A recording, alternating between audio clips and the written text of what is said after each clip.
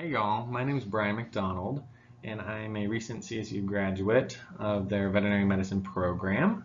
And I made this video so you can somewhat get to know me, and also I wanted to discuss some preventative care for your horse that I think every horse should have done annually.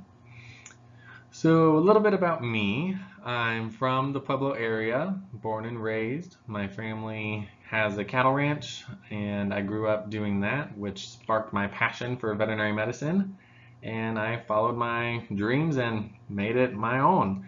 So I am a mobile veterinarian. I work with Dr. Heyman out here in Pueblo West, and we serve the southern Colorado area. And we mostly do horses and cattle, but that doesn't mean that I can't vaccinate your dogs and cats and do their wellness exams. So for today, I want to talk about some vaccination protocols, deworming, dental floats, and I'll kind of touch on lameness because I love lameness. So the first vaccines that we're going to talk about are going to be for our foals and yearlings. Our foals are going to have their first vaccine between 5 and 6 months, and then it's going to be boosted a month later. Then that's going to be repeated annually. In that first vaccine, it's going to have tetanus toxoid, eastern and western encephalomyelitis, West Nile, and the equine herpes 1 and 4.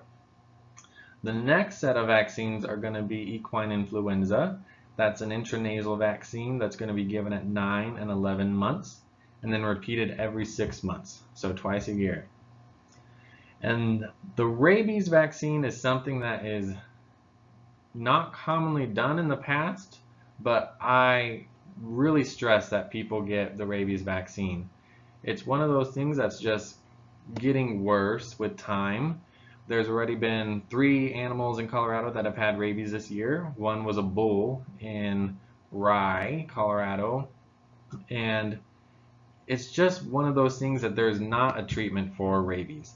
If your animal gets rabies, gets exposed to rabies, it is a public health disaster, and there's not a treatment. So it's just a vaccine that I stress. I really hope every owner leans towards getting that for their animal, just because it's a fantastic vaccine, and it's going to prevent the disease for your horse, and it's going to make your life easier if something were to ever occur.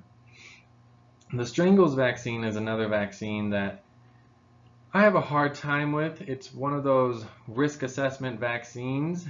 I think it's a case-by-case discussion on if it's necessary for your farm, or if it's going to be a vaccine that's just going to cause more problems.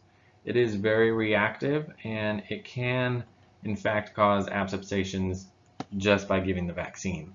So it's one of those that if you're thinking about it, let's have a discussion and see if it's really right for you. The yearling vaccines are similar in that, the tetanus toxoid, eastern and western, West Nile, and the herpes are going to be given annually. And, West Nile can be given twice a year if the mosquito load is high. In Colorado, it's kind of iffy. Some years, our mosquito season is long. Sometimes it's not. It just depends. So that's another thing that we'll have to work together on to determine if we need another vaccine or if that one was good enough. The equine influenza is one of those vaccines that needs to be given twice a year. It doesn't last very long, so if you're going to be out and about having exposure to other horses, it's good to just do that twice a year. Rabies is once again annually, and that strep, equi, or strangles vaccine is one that we'll have to have a conversation on. And now moving on to the performance horses, or the average adult horse. They are going to get their annual spring vaccine with tetanus, eastern and western, West Nile, and that's going to be one that's done every year. The West Nile, once again, can be repeated twice if mosquito load is high. The equine herpes is one of those vaccines that if you're going to shows and you're going out and being around other horses, that should probably be done every 90 days if you're going to be that high risk horse that's going out. Or if you're just kind of going out every once in a while, twice a year is probably going to be sufficient. That is also the same with the influenza, twice a year. Rabies, once again, annually. I can't stress it enough. And the strep, let's have a conversation about it if you think you have a problem. So our brood mares, it's baby season. I've been scanning a lot of mares. You got to think about the tetanus toxoid, Eastern, Western, West Nile. Those are just average vaccines that need to be done every spring, and then 4 to 6 weeks prior to foaling. That gives your mare a chance to build up some immunity that she can pass through her colostrum and give to the foal. Equine herpes 1 and 4, you can start at 3 months, but you definitely need to have 5, 7, and 9 month vaccines. So it's very important to get a product that is labeled against abortion. 2 that I know of and I like are Prodigy or Pneumobort K. Those are labeled to prevent abortion. Some of the other vaccines that are around, sure, they are equine herpes 1 and 4, but they may not be labeled for abortion, and that's the main reason to give that at 5, 7, and 9 months of gestation. Equine influenza, once again annually, then 4 to 6 months prior, or 4 to 6 weeks prior to foaling to get that maternal antibody to go into the colostrum. Rabies annually and 4 to 6 weeks prior to foaling. Strangles, once again, it's one of those weird ones. Let's talk about it. Rotavirus, 8, 9, and 10 months, and equine viral arteritis. That's a rare one. It's not too common in our neck of the woods. Back east on the big breeding farms, that's one that a lot of people will do. But if you want to discuss it, let's talk about it and see if it's right for you. And then leptospirosis at the 5th and 7th month with a killed product. It has to be killed. But that's also an optional one that I think you can get by with or without. Moving on to our boys, we can't forget about the breeding stallions.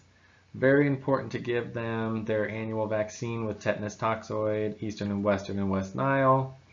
The equine herpes 1 and 4 and influenza can be given, semi-annually, but definitely prior to the breeding season. Rabies, annually. You have to have it, in my opinion. Strep, let's talk about it. Equine viral arteritis. If you're shipping semen out of state, if you're wanting to do things more high-end reproduction, let's have a talk about equine viral arteritis and their vaccination. Lepto, prior to breeding, and that's going to protect the semen quality and make sure that everything's good and we're not going to have a problem. Moving on to the rattlesnake vaccine. This is one that I think is very important. Here in southern Colorado, Pueblo West, we have rattlesnakes, and rattlesnake bites are an emergency. Horses that get bit by a rattlesnake need immediate attention, and it is very costly if that happens. Treating horses with rattlesnake bites takes a lot of intervention to get them through it. So this rattlesnake vaccine, I believe, is truly necessary for your horses to help get their clinical signs lower if they do get bit, so the bite will be less severe. With adult horses who've never had the vaccine before, it's a series of 3 to get their immunity built up, and that's going to be 1 month apart, so once a month for 3 months.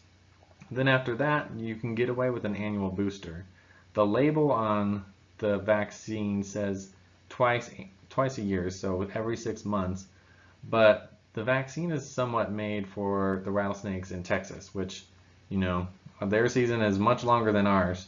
So I truly believe here in Colorado we can get away with just the 1 vaccine annually.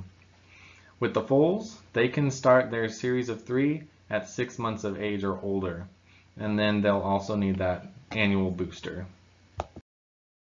I want to thank all of you for listening, watching. Feel free to ask me any questions. You can call, text, email. I'll respond to anything. Once again, my name is Brian McDonald, and I look forward to working with you. Thanks.